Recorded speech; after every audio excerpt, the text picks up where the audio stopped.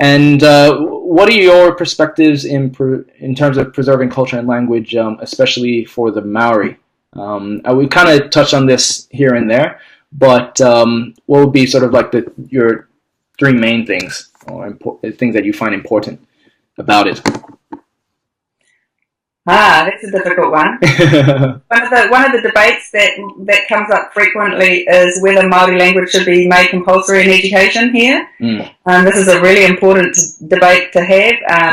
We're getting to the point now where we really think that if it doesn't happen, then it's never going to. Then the language is going to suffer. One of the arguments against compulsory Māori as a compulsory subject in education is that there aren't the resources, there aren't the teachers, there aren't the people to provide the learning opportunities for children.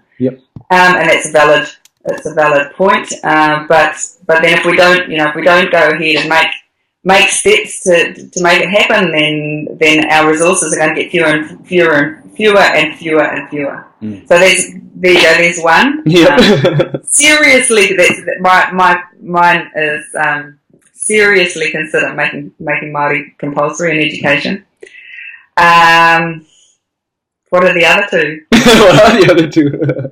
Well, everything sort of falls out of that. So once as the numbers of Māori children and therefore Māori adults grow, we need to personally, each of us, make a real effort to speak Māori to each other, to grow our Māori speaking community, not just within our schools or our kohanga reo, but within our communities, within our families, so that we get the critical mass of people who speak Māori, and then that will make all our efforts a lot. It'll make the whole process a lot easier. It's one of the things that our children find difficult. They maybe feel that Māori is spoken to them. But then they see their parents speaking English to each other, and their older brothers and sisters speaking English to each other. So that's what they aspire to. And third would have to be a greater tolerance, a greater understanding by the wider community in Aotearoa. That is slowly happening. Things are a lot different. There are a lot more people who are open to pronouncing Māori place names correctly, Māori names correctly, than there were when I was a child. If we can accelerate that somehow, that would be great. Now, I know the term. Is it Pākehā? Pākehā, yeah. Pākehā, yeah. For a lot of the Pākehā that I've met, even here in Australia, a lot of them always talk about how proud they are for the Maoris, and even just knowing a little bit about the Maori language. That is quite a unique situation. I don't know, that's just from the people that I've met. And usually they're from like really wide and varying industries. What's the actual reality back home? It's really interesting. I think it's a bit of a phenomenon that people that go away, that when they go away from New Zealand, then they realise how much of a positive influence Māori and Māori people have, te reo Māori language, and Māori people have in the global image of Aotearoa, of New Zealand. Yeah. But so when they come out, so when they leave the country and they meet each other, the first thing they say is kia ora. Yep. So I was in Hawaii a few years ago, and a Pākehā guy came up to me, came racing up to me. He saw I had a t-shirt on with a Māori pattern on it, and he recognised that, and he came and said kia ora to me. Now, I may be sceptical, but he probably wouldn't have if I hadn't met him in Hawaii, if I'd met him, on the street in Wellington. Why is that? In the 1970s, a woman by the name of Nada Poe worked for the then New Zealand Post Office, and one of their jobs was the phones, the telephones. The telephone network was run by the New Zealand Post Office at the time. And she answered the phone with kia ora, and she got the sack. Oh, shit. She got fired. and it was just there was an uproar from the Māori communities at the time, but the Pākehā communities didn't understand. They thought, and certainly her bosses didn't understand why she thought it was okay to say kia ora on the phone. And so things have moved forward, and people, and there are people in New Zealand who are very open-minded, but there are still a lot of people who Pākehā here who aren't. Yeah, they see it as a threat. They think that that Māori are unfairly treated, not badly. But that things are given to us that we don't deserve. That that Pākehā are unfairly treated compared to Māori. Yeah, in New Zealand. Wow, I think that is a common thing though amongst a lot of Indigenous communities. Is that yes. There's like, oh yeah, you're treated unfairly, but you also like waste your lives or don't do stuff and don't deserve this and that. And would you say that there's truth to that as well? Because whether it's Indigenous or non-Indigenous, there are always going to be people who are ambitious or non-ambitious, right? Is that just a basic thing of humanity? Humanity, yeah. Perhaps there's an element of that, but the fact is that we are extremely overrepresented represented in all the negative statistics, and that's not just us Māori and Aotearoa, but every Indigenous community that in countries that have been colonised.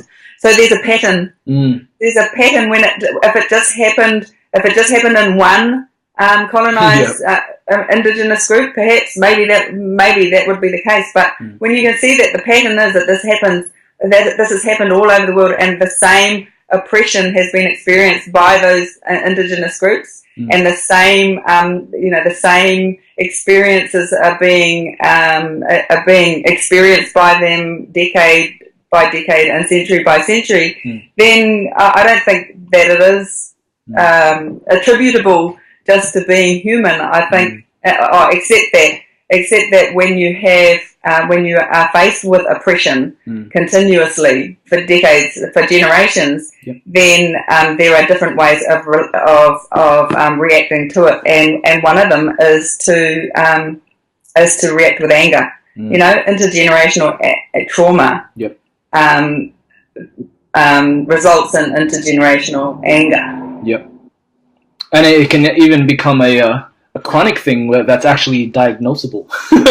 If you think about it, I guess this is something that I've seen or experienced where the wounds manifest themselves physically as well, in very many different ways, shapes, and forms, whether they're addictions, and that's where sort of the hopeless case mentality comes from sometimes, like, they don't do anything, but maybe it's because of the intergenerational wounds, the cultural wounds.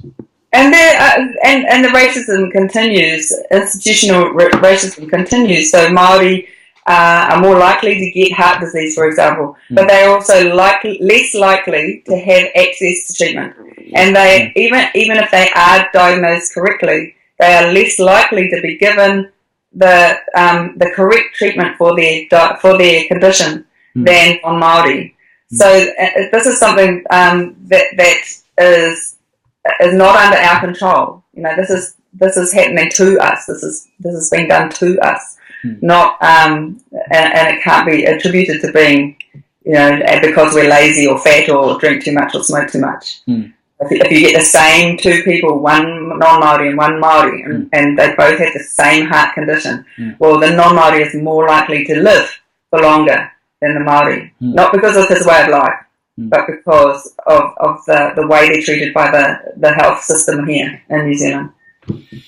Damn. Okay. Yep. Heavy topic. But yeah, I think that's something that is observed and even experienced, even in my own families and culture as well, across the Pacific, other Indigenous. And I think, do you feel that there's also, it would help if there were more positive representations, of the people? Every positive representation is a good thing. We've just had Beyonce here. Oh, nice. Did you go? No, I didn't. Me neither. But I kept hearing about it. I thought of inviting her to my next birthday. So I'd like to just be a small group rather than go with thousands of people. But the opening act was Stan Walker, who was came out of he was in Australia. Yeah. Won I know the guy. Prestigious television talent show. Yep. A few years ago, and anyway, so he opened for Beyonce, and Stan is a fabulous. He's a fabulous advocate, and he's a great story. He's a great positive role model for Māori, and we heard just recently that backstage, all the Māori that were backstage did an impromptu haka for Beyonce backstage after she came off on her last concert, and she was given some taonga, a cloak, and a greenstone for her daughter. Wow! And a woman went through and told her the woman who gave her the taonga went through what they meant, and that they gave Beyonce a connection forever here to Aotearoa. And so wow. This was very well received by Māori. So yeah, it makes us feel good. Awesome. No, that's great to hear. I'm sure she would have been blown away by the experience too. She was. Apparently she cried. Oh, what a star that woman is, huh? Okay, last thing. Probably, obviously, blog is about, culture animation. So the animation aspect of, the mobile apps that went out. Why do you feel that animation is best suited to helping to preserve culture and language today? For our current generations and even future. Okay, I think it's. I don't know. I don't know if I think that it's best suited, but I think that it is one of the tools that we have to capture our children, and if we want our children to carry out our heritage, their heritage, on into the future, this is one way that we have to do it, and it's a way that we know they like, that they're familiar with, that that they're good at, and so we have to tap into that, or we risk perhaps losing an opportunity. Yep. Okay. Yeah. I mean, I guess that's a simple one, because a lot of the mobile apps. I mean, you're seeing kids as young as one operating apps, which is just ridiculous, and it makes me think is that what my parents were thinking when I was born and I started playing with the Sega Mega Drive, on TV? They're like, how do you pick it up so quick? Seeing kids and today. same when I was a child, when we were watching TV, and I'm sure our parents thought the same thing. And they also noticed the lack of, or eventually, it came to their notice that that there was a lack of images that were appropriate culturally for us, and that we're being force fed images and ideals and values from one big culture in particular that's coming through very strongly. And we know that those values aren't all good, and so we want to we need to get our values across to our children. Yep. And what would you say, very briefly, top 3 challenges in terms of the work that you do? I know before we did list another 3, but this one is probably just core challenges that you've maybe experienced in getting this type of work done. Okay. One of them is getting. We don't have a huge. We don't have a huge pool of people of talent to draw on yet. So, are you just talking locally? Locally in New Zealand. Okay. Yep. So we that's one thing. That's one challenge, is to get our own people trained up and able to produce images and work in every aspect of the development of any sort of resources, whether they be print resources or digital resources, or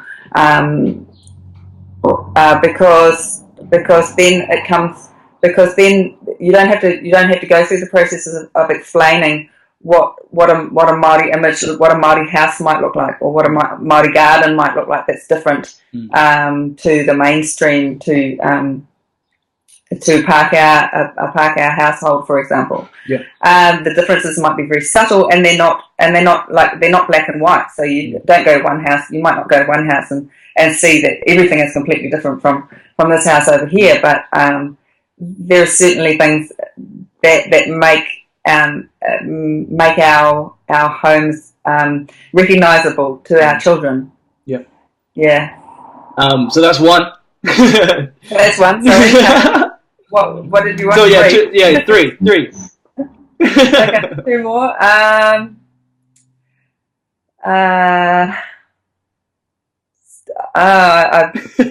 What else? Funding is always a problem. Yep. Because this is a new area. So you know, although we're getting funding from people like the government, from the Ministry of Education, it's a completely different set of skills, and it's a completely different sort of budget layout to, for example, producing a book, which they're familiar with. So yeah, that's something that was challenging in this round. And the third one, I think that probably it'll be a challenge. It'll be a bit of a challenge for the teachers to make that mind shift as well. Some already have. Some teachers will find it very, very simple, and some will need a bit of help. And then there's also the issue with technology in schools, because even though there is the technology in schools, there are some schools that have lots and lots of it, and some schools that have very little. So yeah, that can be an issue. That may be an issue too. Cool. All right. Yeah. Good. Those are good ones. I'm seeing a pattern here as well with all the folks I'm talking to about that. But just to finish off, what advice do you have for people looking to produce indigenous content, or get involved in this type of work, or even collaborate with people in the indigenous space?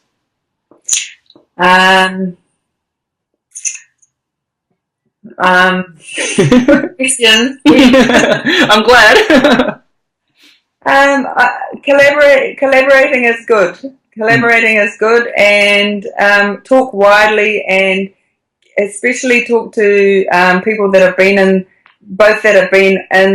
the business for a long time, and also talk to people back home. You know, keep in touch, keep your feet on the ground. We have a famous what's called a whakatauraki here. It goes e tipu e rea mō ngā rā o tō ringa ki ngā rā kau a te Pākehā, hei oranga mō tō tinana, tō māhunga ki ngā taonga a o tūpuna, hei tiki mō tō māhunga. Just a short one. You know, it's valuable information, and you know, the idea is to get other people informed about this sort of work and why it's important. So thank you for taking the time.